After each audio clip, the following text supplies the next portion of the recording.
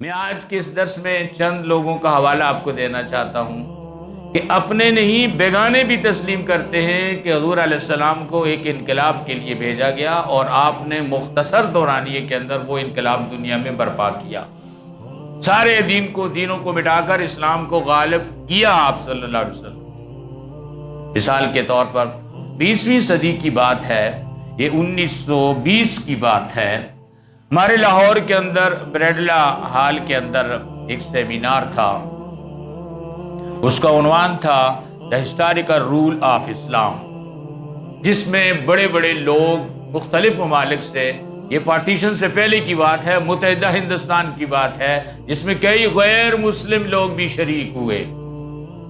اس seminar کے اندر ایک تھا تو ہندو بنگال کا M.N. رائے، لیکن وہ کمیونسٹ تھا۔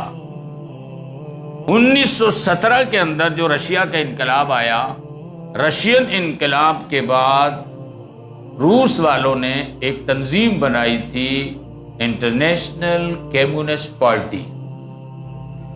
اس میں دنیا بھر سے انہوں نے اپنے ہم خیال لوگوں کو لیا تھا، پورے متحدہ ہندوستان سے ایک شخص کو ترجمانی کے طور پہ لیا تھا، M.N. رائے، جو بنگال کا ایک ہندو تھا، لیکن نظریاتی طور پر وہ ایک دہریہ اور کمیونسٹ تھا، وہ رام کو نہیں مانتا تھا۔ اس نے تقریر کرتے ہوئے کہا کہ انسانی تاریخ میں محمد صلی اللہ علیہ وسلم سب سے بڑی انقلابی شخصیت ہے۔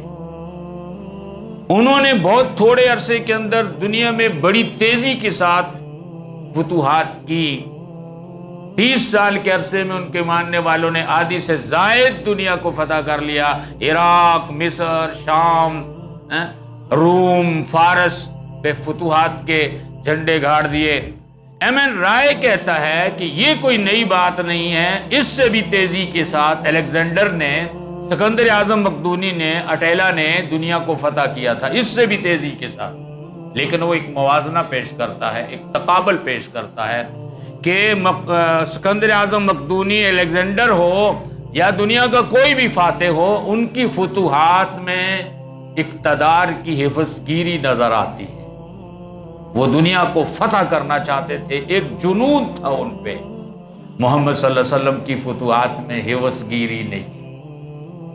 پھر وہ کہتے ہیں ان لوگوں نے دنیا میں جو فتوحات کی، ملکوں پہ ملک فتح کیے، کوئی نئی قوم نہیں بنی، نئی تہذیب نہیں بنی، نیا تمدن نہیں بنا، کوئی علم کی روشنی انسانیت کو نہیں دی، انسانی اخلاق اور انسانی معیار کو بلند نہیں کیا گیا، اور سیاسی جبر رہا، ناانصافی رہی۔ لیکن کہتا ہے محمد صلی اللہ علیہ وسلم نے مختصر دورانیے کے اندر جو انقلاب برپا کیا، تو دنیا کے اندر ایک نئی قوم، ایک نئی تہذیب، ایک نیا تمدن، ایک نئے اخلاقی اقدار اور دنیا کو ایک نئی علم کی روشنی عطا کی۔ یہ چیز کسی فاتح نے اور کسی انقلابی نے دنیا کو نہیں دی جو محمد صلی اللہ علیہ وسلم نے دی۔ دیکھیے ان لوگوں کی نظر کہاں ہے۔ میں اکثر کہا کرتا ہوں کاش ہم اپنے پیغمبر کو اس طرح پہچان لیتے جس طرح کافروں نے پہچانا۔ ہمیں حضور علیہ السلام کی سیرت کے ان شعبوں کے بارے میں نہیں بتایا جاتا، ہم نہیں جانتے۔ آج اس امت نے اپنے پیغمبر کے سیاسی کردار کو وہ بالکل مخفی کر دیا ہے، بالکل مخفی۔ مستشرقین تو آپ علیہ السلام کے سیاسی کردار ہی کی وجہ سے آپ کی شہرت کے معترف ہیں۔ حوالے کے طور پر آپ حضرات کو جھنجھوڑتے ہوئے، متنبہ کرتے ہوئے بتانا چاہتا ہوں، H.G. ویلز ایک غیر مسلم رائٹر ہے، اس نے بہت سے ناول اور بہت سی چیزیں لکھی ہیں۔ رسول اللہ صلی اللہ علیہ وسلم کی نجی زندگی پہ بڑے رقیق حملے بھی کیے ہیں اس نے،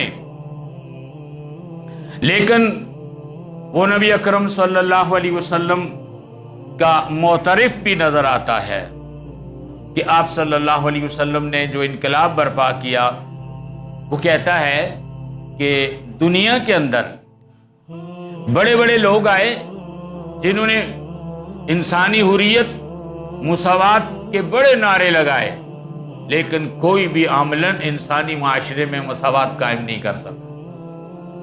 کہا محمد صلی اللہ علیہ وسلم واحد ایک ایسے انقلابی لیڈر ہیں، وہ آئے، وہ حجۃ الوداع کے حضور صلی اللہ علیہ وسلم کے خطبے کی چیزوں کو اپنے بیان میں ریکارڈ کرتا ہے، نوٹ کر کے وہ حدیثیں بیان کرتا ہے۔ انہوں نے کہا یا ایھا الناس ان ربکم واحد وان اباکم واحد، اے لوگو تمہارا رب بھی ایک ہے اور تمہارا باپ بھی ایک ہے۔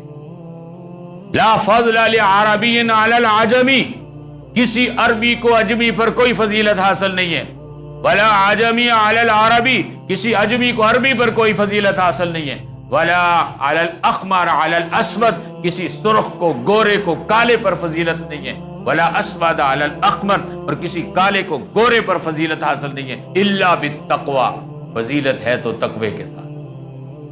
اور وہ حضور علیہ السلام کی حدیث نقل کرتا ہے کلکم بنو آدم، تم سارے کے سارے آدم کی اولاد ہو، وآدم من خلق من تراب، اور آدم کو مٹی سے پیدا کیا۔ فرمایا انسانی معاشرے میں عملی مساوات اگر پوری انسانی تاریخ میں کسی شخص نے برپا کی ہے تو وہ محمد صلی اللہ علیہ وسلم، جنہوں نے مکے کے سردار ابو جہل کو اور بلال حبشی غلام کو ایک صف میں بٹھا دیا۔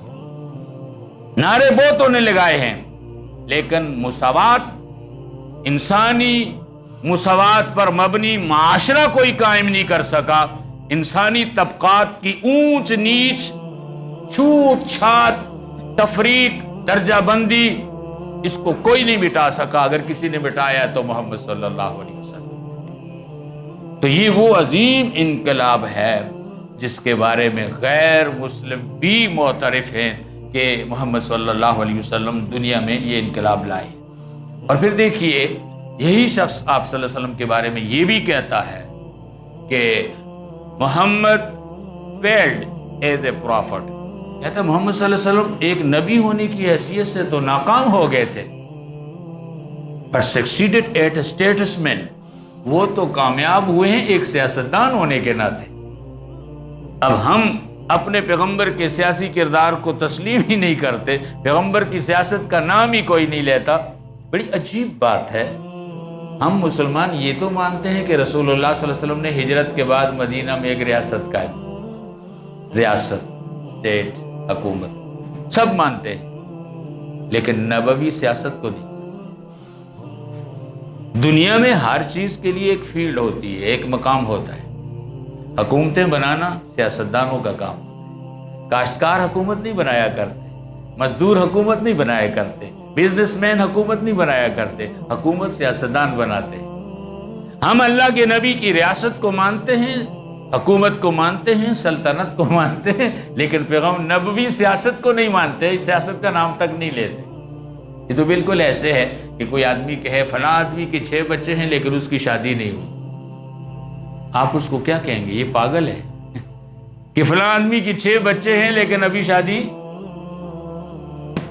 یعنی حکومت بنائی میرے پیغمبر نے لیکن سیاست نہیں کی، تو حکومت کیسے بن گئی؟